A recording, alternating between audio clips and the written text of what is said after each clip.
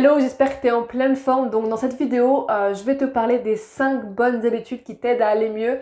Donc je sais pas si tu as regardé, mais dans mes précédentes vidéos, je crois que c'était il y a une semaine à peu près, j'avais parlé des 5 mauvaises habitudes qui t'empêchent du coup d'être heureux, etc. Et du coup à arrêter en 2022. Du coup je voulais faire les deux côtés, donc le côté positif et le côté négatif. C'est pour ça que maintenant je vais parler des bonnes habitudes à prendre que je mets en place, soit que je mets en place, soit que je suis en train de faire, qui sont vraiment pour moi indispensables quoi, clairement. Donc du coup c'est parti.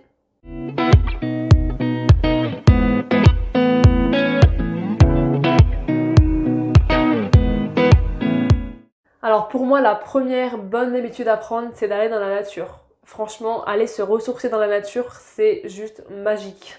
Et c'est quelque chose que je fais depuis pas si longtemps que ça.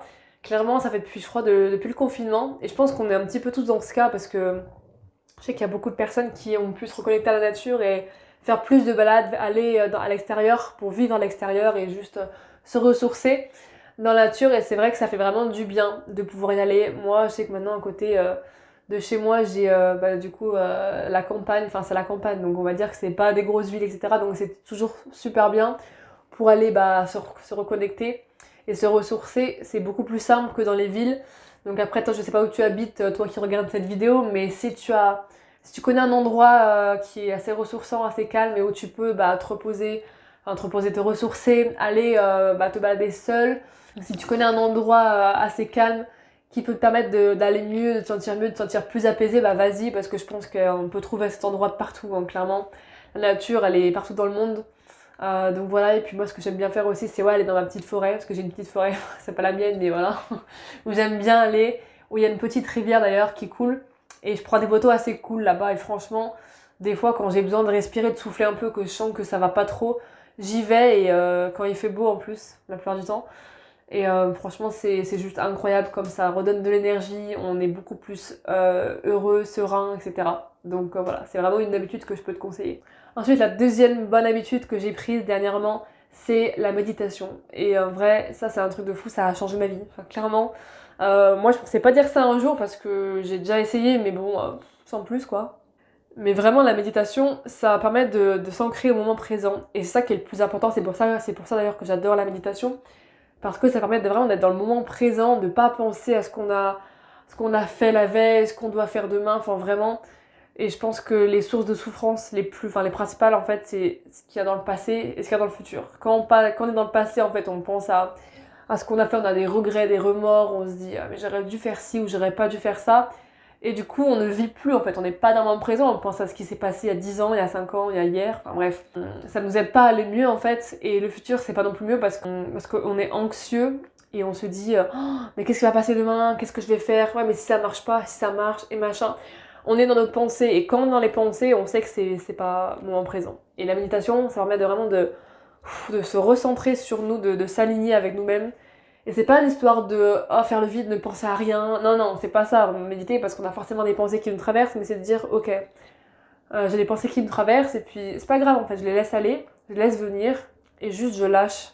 Je me concentre sur ma respiration, donc inspirer, expirer, etc. Et vraiment, je me concentre uniquement sur ma respiration, même s'il y a des pensées qui viennent, c'est pas grave. Juste, on accepte ce qui est, tout simplement.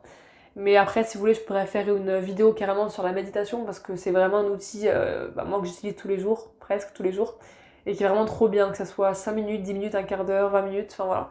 Vraiment, il n'y a pas de règles, on va dire, c'est vraiment au choix, ça peut être tout seul ou guidé, mais du coup, moi, je trouve ça génial. Alors après, du coup, la troisième chose que moi je fais, c'est vraiment d'avoir une activité rien que pour soi.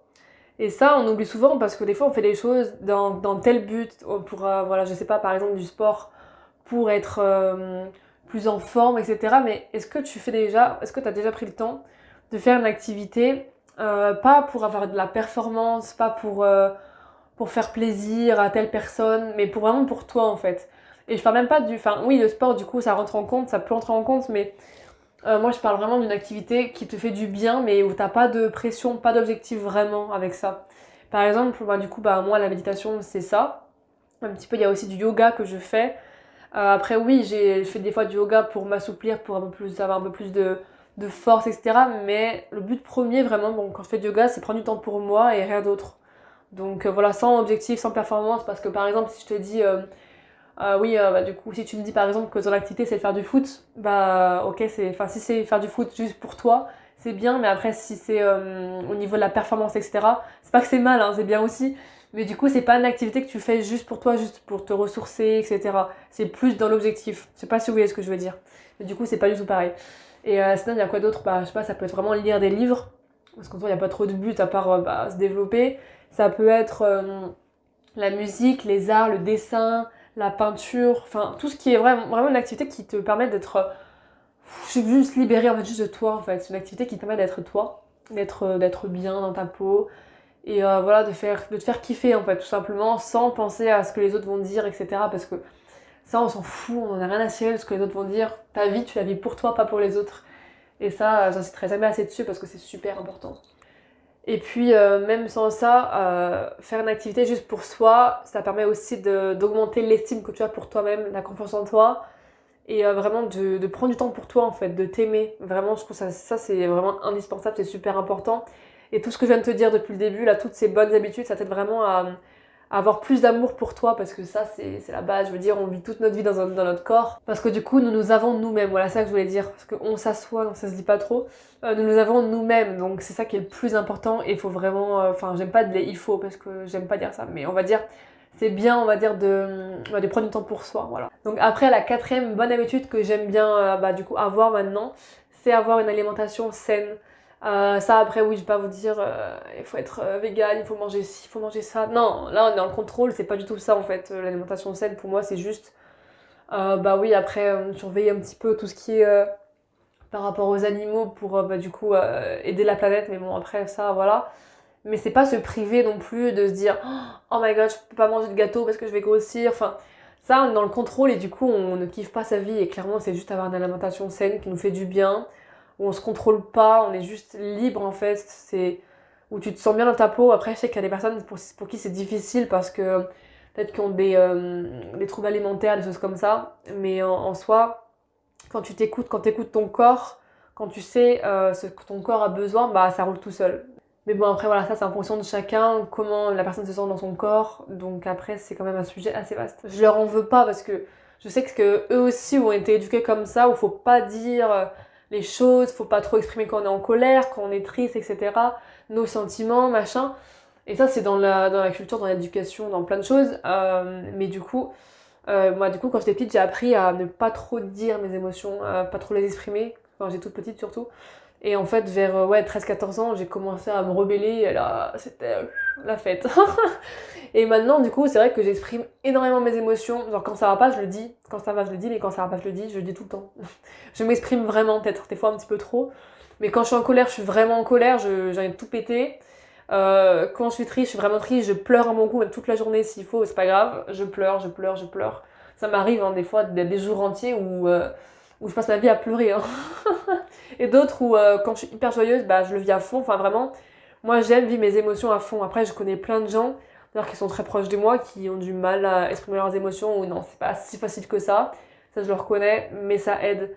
Parce que quand tu n'exprimes pas ton émotion, en fait elle reste bloquée là, là, là, dans la gorge. Et ouais, quand elle reste bloquée, c'est. Bah du coup en fait tu envenimes le truc quoi. L'émotion qui de base était juste de la colère, juste un petit peu même d'agacement ou un peu de tristesse, ça peut finir en énorme haine, en rage, en dépression, ça peut aller très très loin. Et donc du coup je pars du principe que plus on exprime nos émotions, plus on les accepte, plus on les laisse passer et moins elles vont venir nous embêter. Je sais pas si vous voyez ce que je veux dire. Mais après ça c'est quelque chose voilà, que je pourrais parler encore des heures et des heures parce que c'est un sujet qui me passionne. Du coup j'en ai fini pour les 5 bonnes habitudes qui t'aident à aller mieux. Donc la première c'était d'aller dans la nature pour se ressourcer. La deuxième c'est de faire de la méditation donc pour être dans l'instant présent. La troisième du coup c'est de faire une activité juste pour soi. La troisième, je sais pas compter moi. La troisième du coup c'est de faire du coup une activité comme je disais juste pour toi. La quatrième c'est d'avoir une alimentation saine et la cinquième bonne habitude c'est d'exprimer tes émotions. Donc j'espère que cette vidéo t'aura plu, n'hésite pas à t'abonner pour me soutenir, à liker et à partager cette vidéo à quelqu'un qui en aurait besoin. Moi je te fais des gros bisous et je te dis à très bientôt. Ciao ciao.